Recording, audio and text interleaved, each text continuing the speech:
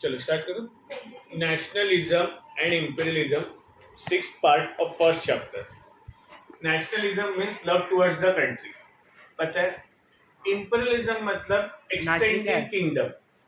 अभी मैं इंडिया हूँ, अभी मेरे बाजू में बांग्लादेश है, तो मैं बांग्लादेश को इजीली कैप्चर कर सकता हूँ या एनेक्स कर सकता हूँ इंडियन टेरिटरी में। क्यों? क्योंकि बांग्लादेश कमजोर है, नेपाल है, श्रीलंका है, मैं वहां पे अपनी कॉलोनी सेटअप कर सकता हूँ। कॉलोनी सेटअप कर सकता हूँ मतलब ब्रिटिशर्स ने जैसे हम पे रूल किया 150 साल, तो हम लोग क्या बोलते हैं कि we were the colonies of the Britishers, बराबर।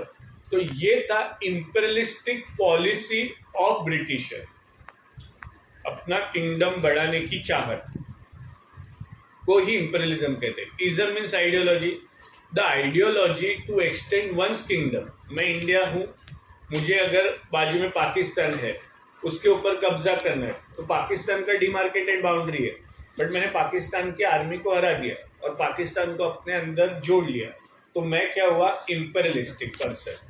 और मैंने जो पॉलिसी अपनाया for annexing Pakistan with in Indian kingdom, उसे कहेंगे इंपीरियलिज्म। ओके, अब चैप्टर का नाम नेशनलिज्म एंड इंपीरियलिज्म, दोनों साथ में क्यों है? अब नेशनलिज्म तो बहुत अच्छी बात है, बट इंपीरियलिज्म उसके साथ बहुत बुरी बात है। अब नेशनलिज्म क्या है? Having love towards the country. अभी हिटलर ने जब वॉर वगैरह किए थे, तो उसकी आर्मी ने उसे क्यों सपोर्ट किया, ऐसे तुम्हें लगता है? ऐसे उसने उनके मन में फील किया होगा, राइट और रॉन्ग? तभी वो लोगों ने एफर्ट्स दिए to fight against various countries, बराबर। तो हिटलर को उसके आर्मी ने सपोर्ट इसी वजह से किया होगा कि उसने क्या किया था कि लोगों के मन में नेशनलिज्म का फीलिंग इतना ज्यादा डेवलप किया था कि लोग उसकी बातों के लिए कुछ भी करते थे। पता ना, उसका मैसिव रैलीज, फिर वो salutes, slogans and all that. तो उसके वजह से लोग उसे सपोर्ट कर रहे थे, क्योंकि उसने लोगों में नेशनलिज्म का फीलिंग बहुत ज्यादा डेवलप कर दिया था। ओके, बट वो फीलिंग उसने डेवलप किया, बट उसने यूटिलाइज कहाँ पे किया? अपनी पॉलिसीज को इम्प्लीमेंट करने के लिए। और उसकी पॉलिसीज क्या थी? दूसरे किंगडम्स को एनेक्स करेगा तो क्या मिलेगा? वहाँ का रिसोर्स मिलेगा, वहाँ के टैलेंटेड लोग मिलेंगे, वहाँ के प्रोफेशनल्स मिलेंगे, वहाँ पे तो इंडस्ट्रियलिस्ट, आर्मी बढ़ेगा, फिर लैंड बढ़ेगा। Very good. तो ये उसकी इच्छा थी, पावर बढ़ेगा, बराबर। तो जो लीडर्स थे उन्होंने क्या किया कि नेशनलिज्म के फीलिंग को इंपीरियलिज्म के साथ जोड़ दिया। अब देखो, हम लोग इंसान हैं, हम लोग खाली बैठ नहीं सकते, कुछ ना कुछ करना ही है। पहले हम लोगों को तकलीफ किससे थी? किंगडम से थी।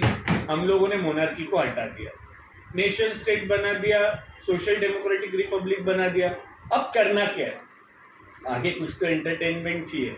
तो एंटरटेनमेंट ये लोगों ने क्या किया कि अपनी पॉलिसी मतलब और ज़्यादा बेनिफिट की चाहत में इन्होंने इंपीरियलिज्म ये पॉलिसी अपनाना स्टार्ट किया।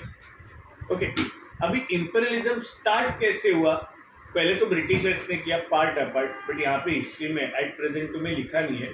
इंपॉर्टेंट वो लोगों ने प्रोविंस बाल्कन रीजन को लेके एक्सप्लेनेशन दिया है। अब बाल्कन रीजन क्या था? मेडिटेरियन सी के नजदीक का रीजन है, और वहां पे किसका रूल था? ओटोमन टर्क्स का। बाल्कन रीजन पे मिडिल पे कर दिया वो जर्मनी उधर, थोड़ा दूर दूर थे जर्मनी, बट जो मेन मेडिटेरियन रीजन था जहाँ पे मेडिटेरियन सी था, वहाँ पे ओटोमन टर्क्स का कब्जा था। ओटोमन टर्क्स नाम से क्या पता चलता है वो किस कम्युनिटी का होगा?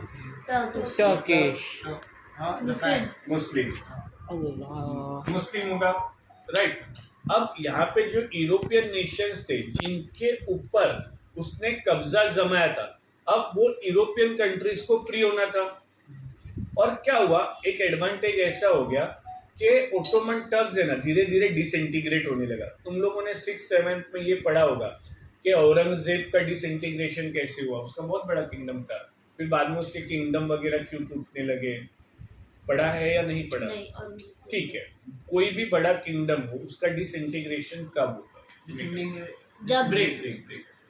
जब वो आर्मी जाएगी, जब कोई बड़ा लीडर उसका अटैक। ओके, बड़ा लीडर आके अटैक करेगा, ठीक है। सबसे इंपॉर्टेंट क्या है? With in a kingdom political disintegration होने के 3-4 इंपॉर्टेंट रीजन क्या है?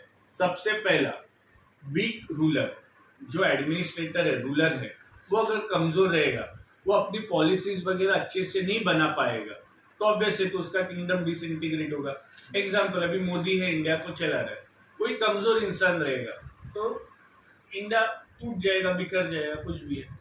पर भी ठीक है, यहाँ पे गवर्नमेंट सिस्टम है, भले मोदी से गलती हुआ, बाकी बहुत लोग बैठे हैं उसे हैंडल करने के लिए। बट पुराने जमाने में जाके सोचो, एक बहुत बड़ा किंगडम है, इमेजिन करो इंडिया पे मेरा रूल है, पूरे इंडिया पे मेरा रूल है, I am the single person who is handling whole India. Possible है मैं यहाँ पे बैठ के दिल्ली के डिसीजंस लूं?